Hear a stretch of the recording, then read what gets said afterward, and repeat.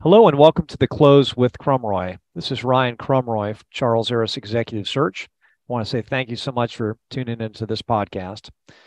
Today's topic we'd like to talk with you about is what constitutes a great search to find an executive for your business. And I want to highlight today in today's conversation a client of mine that I had recently where we closed the search from inception to close in 23 days. Now, to be fair, in my 17 years of recruiting and time spent in the CFO space and working with private equity investors, this is amongst the shortest of the search cycle times that I've ever had. And I want to call out some of the facets that really directly influenced how that was possible.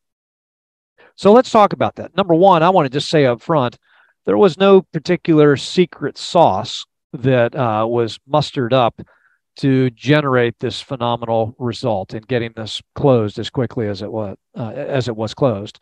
However, it was really the net sum of multiple different small little facets that came together perfectly to create a highly advantageous cycle time for both the client as well as myself. So, a few things that I'll make mention of. Number one, we had a very motivated and highly engaged client.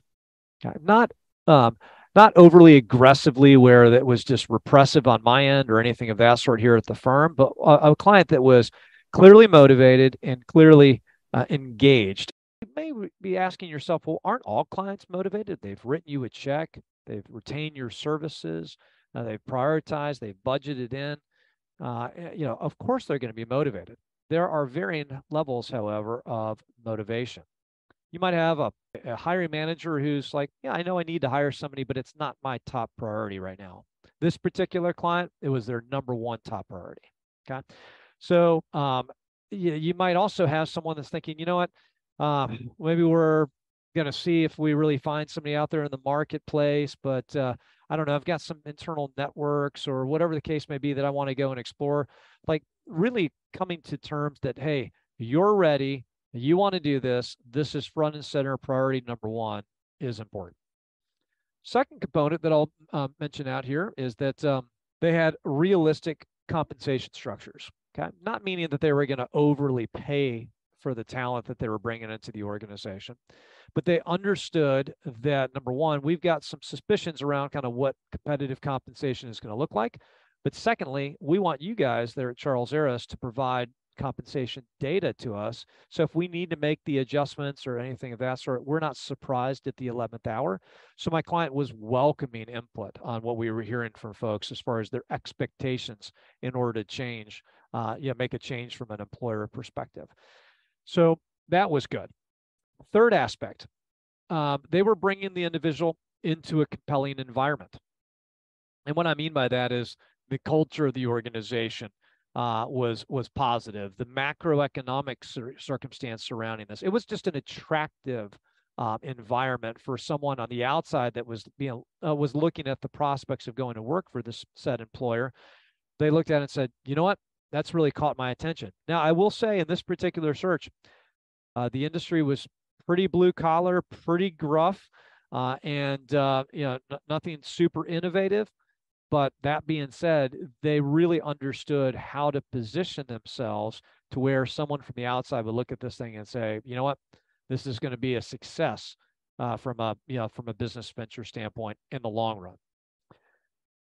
Fourth component I'll call out. My client enjoyed a target-rich candidate market. In other words, they were positioned in a major metropolitan market in the Southeast that has a strong candidate pool of talent to be able to pull from, which meant that we weren't trying to relocate somebody into this market. We were able to do that in their backyard. We were able to find strong candidates in the immediate vicinity. Now, as you're listening to this, you might be thinking, well, you know what? I'm not in a great location. Our climate where our business is headquartered is less than to be desirable. It's a high cost of doing business area. Cost of living is expensive, or it's an economically depressed market, or whatever the case may be, or it's very inconvenient. We're not near a major airport or Maybe the housing options are really limited. So as you're thinking about this for your own business, you may be realizing that, hey, maybe we won't enjoy a target-rich candidate market. So how do I open up that aperture to close my needed search in an efficient way? And thinking about hybrid models, or having this person at maybe a satellite location for your business, or getting creative around, hey, could we structure this to where the person could have some options that we're looking at, or we could open up our option pool for target markets that we're going to recruit someone in. May be helpful for you. All right, let's talk about another component, and that is a point that I'll mention of having a streamlined yet very thoughtful interview process. Oftentimes we work with clients that candidly need our help in helping them optimize their process of attracting talent to the organization. Having a well-defined upfront kind of expectation to the candidate that you're going to be bringing in into this courtship process is important.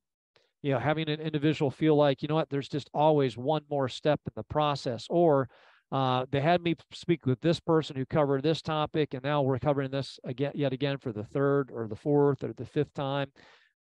That can often leave a sour taste in the mouth of the prospective candidate, where they're feeling like, this business isn't as well put together. They're not as well strategically aligned with each other as they should be. I don't know if this is going to be quite strong enough of an environment for me to get excited about. You don't want that to be the reality of the perception of the candidate that you're trying to court into your business. So my client in this situation had a very, very well thought out interview process. Next point I'll mention, aligned executives, aligned stakeholders, or even aligned board members are key. So having prioritization on particular characteristics or skill sets or experiences, and not having alignment among the stakeholders is a huge problem. And this comes out front and center when I debrief with clients, and I hear from the people that interviewed on the interview panel. 2 people liked them, 2 people didn't. There's concerns on the 2 people that didn't. The other 2 are over the moon, and we're trying to figure out, well, how do we bring together this consensus as to what is actually going to be the prevailing winnable kind of profile that we're looking for here in this circumstance. So figuring that out in advance of kicking off a search, or at the very onset of a search, is hugely important. That'll prevent us as your search partner or your HR executive or whoever it is that's trying to find that talent out there in the marketplace from spending an enormous amount of wasted effort in the marketplace. Really making sure that they're hunting after candidly the right prey at the end of the day. Final thing that I'll call out is having timeliness in the execution of an offer. Okay. What I mean by that is we finish the process. We can come back to that candidate with quick feedback, let them know that we're working on putting together an offer, and then extending that offer within a matter of a few days at most. Sometimes, our clients that are really good at onboarding world-class talent can turn from a final round interview to an offer in less than 24 hours. Now, recognize that that's not always possible, but giving an indication to the candidate that they are indeed the selected individual, that we are working internally to get that together, and that we can in turn efficiently follow through with the conversations surrounding offer specifics and things of that sort, is hugely important also. And one of the reasons is that no one likes to ever feel like they're the bridesmaid.